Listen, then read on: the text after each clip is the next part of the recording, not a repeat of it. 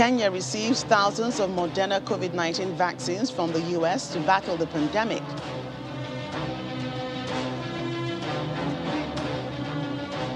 Zimbabwe Congress of Trade Unions sues companies ordering employees to receive COVID-19 vaccines or risk losing their jobs. Plus, over 100 hostages rescued by Mozambican and Rwandan troops in northern Mozambique.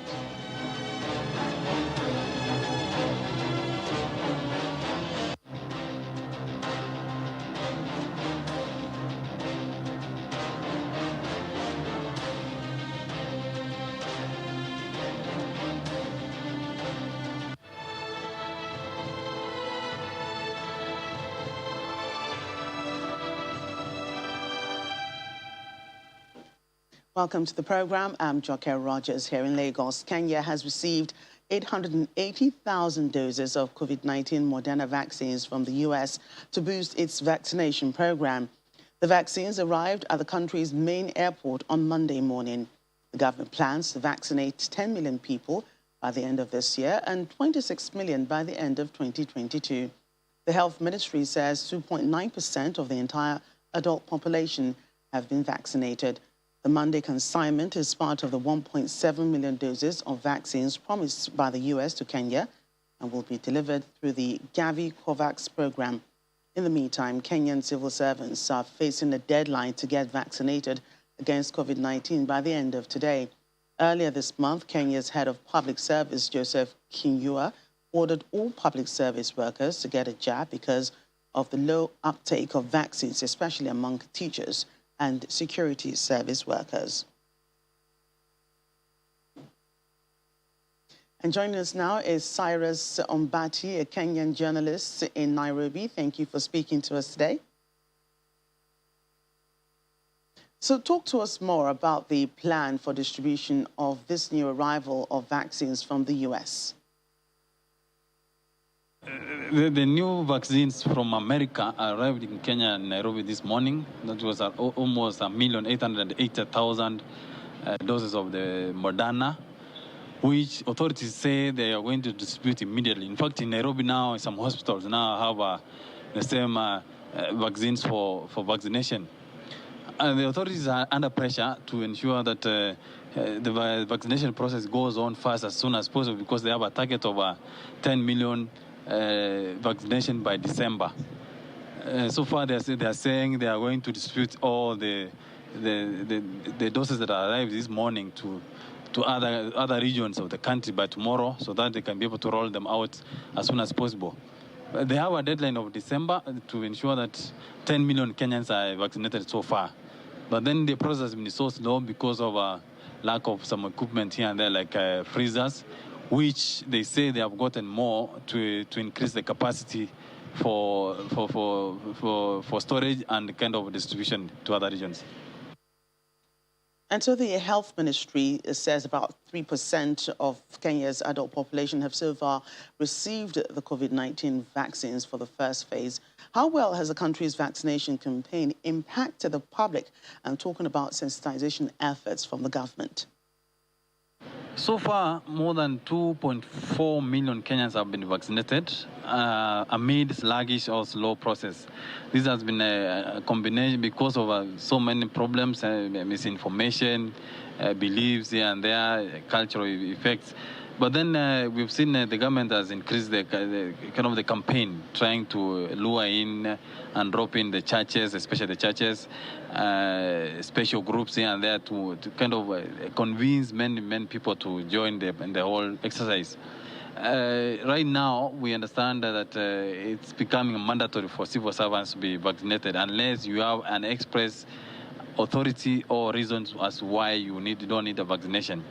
Actually, there is a deadline by today that all civil servants should be having the first dose of the same COVID-19 vaccine. The process was kind of also slowed by the lack of the vaccines themselves here in Kenya, because initially they were intending to have received more than 5 million by now. But then it was slowed down because of, you understand, the world demand that was there. since April, January to April, and up to now. But so far, America, especially the US, has been so helpful. They have given out help of around 2 million doses. The European Union also gave out. The UK gave out. So we intend to see a fast and well-organized rollout of the vaccination process from now. So, Cyrus, you just spoke about civil servants a couple of minutes ago. They are facing a deadline to get vaccinated against COVID by the end of today. Now, what will be the consequence for those who miss this deadline? Gave a deadline of today, that's August 23rd, for civil servants to be vaccinated, at least to get first jab. We have seen a huge, or rather big response from the civil servants who have been vaccinated to these centers for vaccination, which led into some kind of a surge in terms of population who are responding to the same vaccination process. They say that some civil servants are intentionally avoiding to be vaccinated so that they can stay away from offices. So that's why they have made it mandatory for everyone to be in civil service to be vaccinated, or else you will miss your salary, or you'll be disciplined, you'll be sent away from work, or I mean, all those miss all the allowances or benefits that are accrued here and there. We believe that's part of the pressure the government is putting on the civil service, who are the majority and who are working together to make sure they get vaccinated. They are drawing the example, or rather the example from the places like UK or rather European Union, where most social places have been opened for those who have been vaccinated, and they are seeing there's less or no impact on the pandemic. So we believe the campaign is working well, and by December, as they are promising, we'll have close to 10 million Kenyans vaccinated. That's the target they have for now. Because by the end of this week, again, we're expecting almost 2 million, 15 million doses of Johnson & Johnson, which now will increase the number of uptake in terms of vaccination. Thank you so much. Kenyan journalist Cyrus Mbati speaking to us from Nairobi. Thanks again, Cyrus, for that.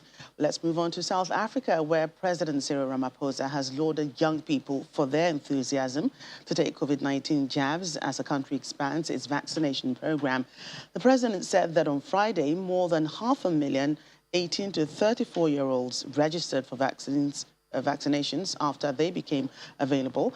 Mr. Ramaphosa said that he was impressed watching videos of young people queuing for vaccines and interviews of them explaining the benefits of receiving the jab. He says the group has good information and should convince all adults to get vaccinated as well. South Africa has so far administered 10 million doses of either the Johnson & Johnson or Pfizer vaccine. The country has vaccinated 20% of its adult population of more than 39 million people. While staying in southern Africa, the Zimbabwe Congress of Trade Unions, ZCTU, has sued several companies for ordering employees to receive COVID-19 vaccines or risk being sacked. In an urgent court filing cited by local media, ZCTU said the actions of the companies violated workers' constitutional rights. In the court application, ZCTU argues that there's no law in Zimbabwe making vaccination compulsory, each person having fully considered the implications and effects of vaccination is making a personal decision on whether or not to get the jabs. The Public Service Minister, Paul Mavhima, and Attorney General Prince Machaya are also joined in the case. The Zimbabwe government, which has ordered all civil servants to get vaccinated, is targeting inoculating at least 10 million of its citizens by the end of this year. Well, Zimbabwean journalist Nigel Nyamuntubu also joins us now for more on this story. Thank you for joining us today. So what more can you tell us about the litigation against these companies that are mandating their employees to get vaccinated against COVID-19?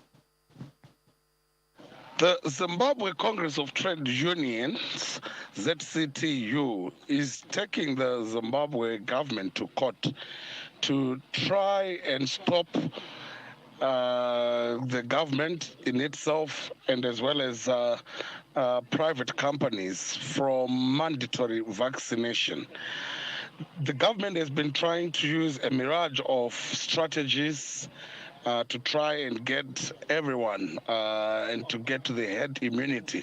However, the uptake has generally been low, albeit a weak communication strategy, and also a lot of conspiracy theories that are not necessarily being countered. As such, mandatory vaccination has been muted as one of the ways in which to get people to get the COVID-19 jabs, which, however, is being met with resistance.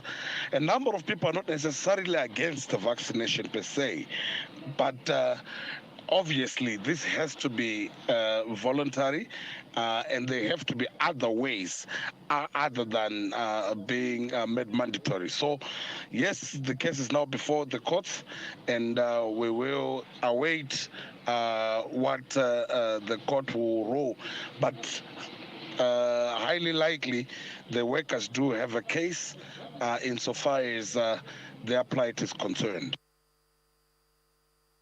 So tell us more about, the order by the government of Zimbabwe that all civil servants should get, vaccinated. What has been the reaction to this? At the outset of the vaccination program, government workers have been prioritized, have been considered essential service workers, and have been among those that got the vaccine at the rollout. However, not all of them are yet to be vaccinated, and there's still a gap, particularly information gap, insofar as the rollout is concerned, and there is some way in which government has been enforcing that everyone within the civil service gets the vaccine.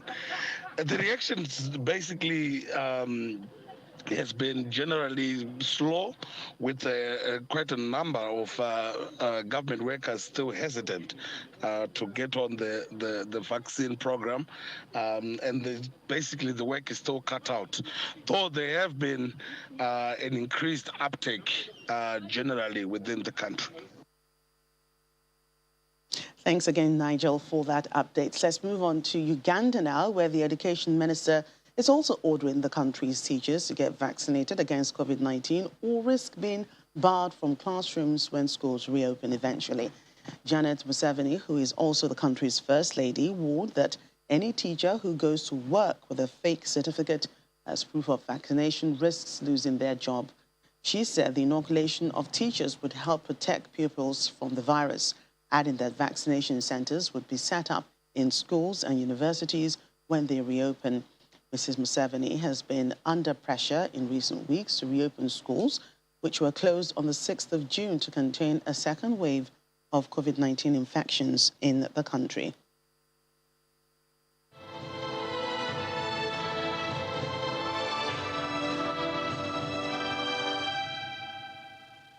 To other stories now. Security, a joint force of Mozambican and Rwandan troops have rescued more than 100 people who had been taken hostage by militants in northern Mozambique.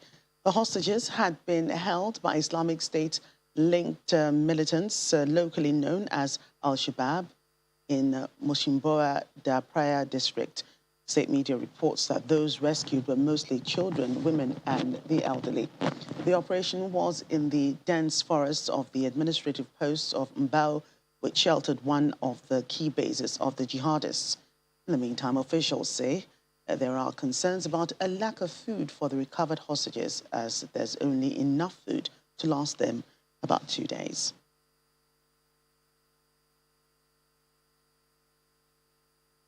And still to come on the program.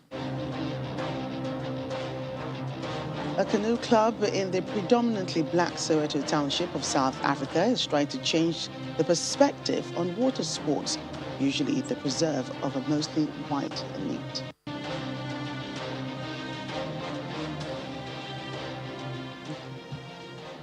Welcome back to the program. A second member of an anti-corruption organization in the Democratic Republic of Congo has been arrested after it made accusations against the president's wife.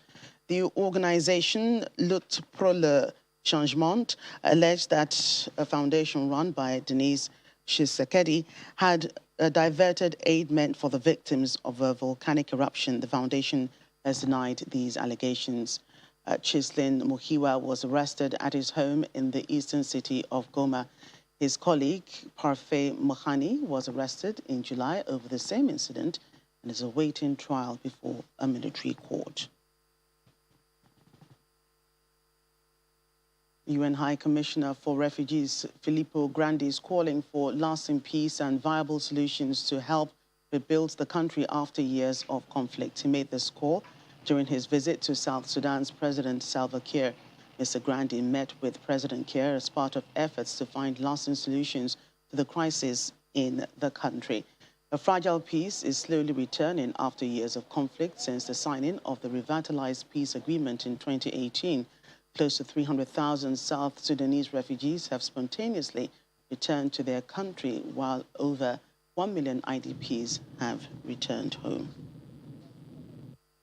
We discussed the situation of the more than 7 million people that are displaced or refugees in Sudan and South Sudan, in these two countries.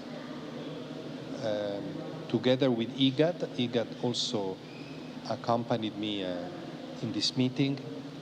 We are launching what we call a solution strategy. What are the solutions? How can people return home or be integrated where they find themselves in a manner that is sustainable, that is durable? So it is a strategy that would like to attract investments, resources, and that will require, of course, stability and security.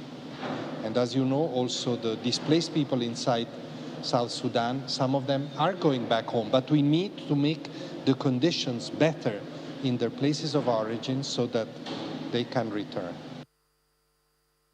Local media in Ethiopia is reporting a demonstration outside the Saudi embassy in Addis Ababa to condemn alleged human rights abuses against Ethiopians living in Saudi Arabia. The Fana Broadcasting Corporation says protesters are calling on the Saudi government to stop cruel acts against Ethiopians, including arbitrary arrests, detention, unfair trials and torture. Hundreds of thousands of undocumented Ethiopian migrants have been repatriated from Saudi Arabia and other countries in the Middle East in recent years.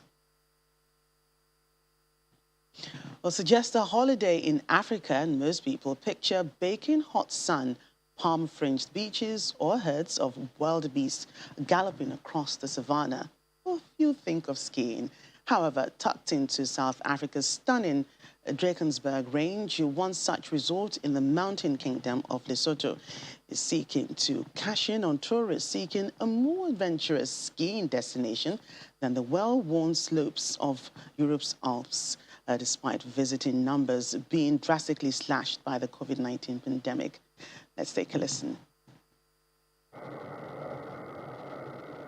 Hopra Makojo is having a good day. The skiing and snowboarding instructor from Lesotho is slicing and gliding his way down a snow-covered slope. Suggest a holiday in Africa, and most people picture a baking hot sun, palm-fringed beaches, or herds of wild beasts galloping across the savannah. Few think of skiing. Yet the continent contains 5 mountain ranges with enough seasonal snow to make potential slopes, of which 2 host rudimentary ski resorts. Tucked in South Africa's stunning Drakensberg Range, one such resort is the mountain kingdom of Lesotho, and it attracts tourists seeking a more adventurous skiing destination, despite visitor numbers being drastically slashed by COVID-19. Africa is, you know, you wouldn't actually even think of it. I think that's what actually amazes most people, because they're like, okay, let's see what we have. Yes, it isn't much, but people come in and have a whole lot of fun. Let alone, for me as a local, I don't have to fly out of it yet. I got a vacation right here. When Ramakojo isn't enjoying himself on the slopes, he's teaching visitors to take up the unlikely pastime. Come back again, and back. It is my first time here. It was something very different. My knees and feet are paining. I broke a sweat, unexpectedly, but it was mad fun. Yeah. As with other tourist spots, the COVID-19 pandemic had severe travel restrictions enforced worldwide to try to curb it, has drastically slashed visitors' numbers. When you talk about skiing and snow, people don't relate to Africa. I mean, it's like you say, people think of the Alps and the Rockies in Canada and, like bigger mountains. But, I mean, this area of Lesotho is actually quite a unique climate, and also because of the altitude. I mean, we're sitting at 3,000 meters where we're standing now. Top of the mountain is just 3,222. But for those who are still able to make their way to Afri-Ski, Ramakojo will be waiting to teach them.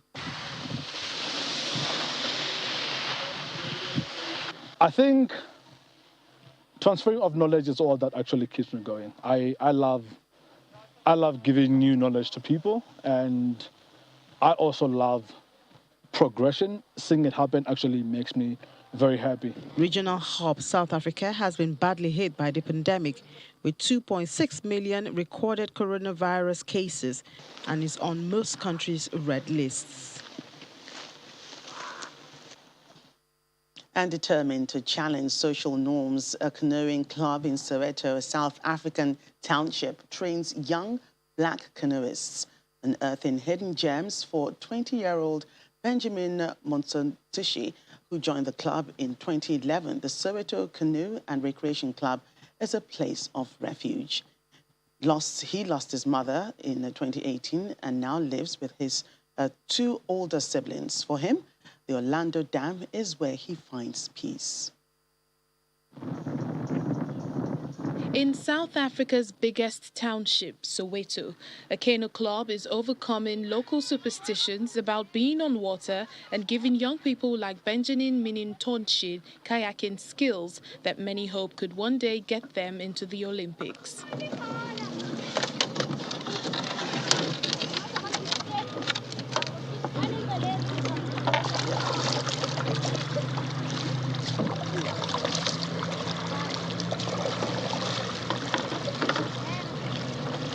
In most parts of South Africa, water sports, especially equipment-heavy ones like kayaking, are the preserve of an elite, mostly white minority.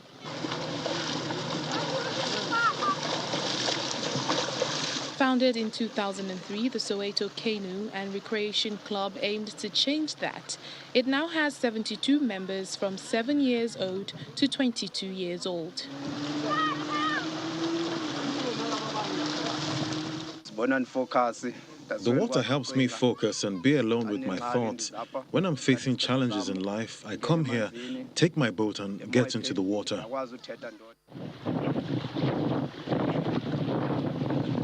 Soweto, like South Africa as a whole, suffers from high youth unemployment, with all the social ills that brings. Nearly half of young people aged 15 to 34 are unemployed, according to the latest Statistics Office figures released in June.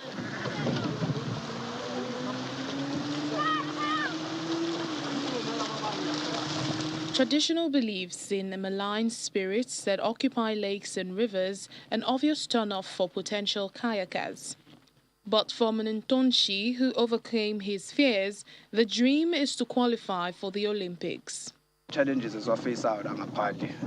One day, I also wish to qualify for the Olympics because I'm inspired by other South African athletes who compete on the global stage. Watching them helps me learn what I need to do to get to that level. He currently ranks second in the under-23 category in Gauteng, the province around the biggest city, Johannesburg. Finally, the son of Mozambique's ex-president and 18 others have gone on trial over a $2 billion tuna bonds affair. Dambi Guebuza, son of former President Armando Guebuza, and the others face charges of blackmail, embezzlement, and money laundering. They've not yet commented on these charges. Mozambique's biggest corruption scandal led donors, including the IMF, to cut funding for the country and the economy to collapse. The trial is being held in a large canvas tent in the grounds of a maximum security prison on the outskirts of the capital, Maputo. The city's courtrooms were deemed too small for the scores of lawyers, 70 witnesses, and 250 media workers who have been accredited to attend the trial. Well, that's Network Africa. Thank you for watching. I'm Joke Rogers.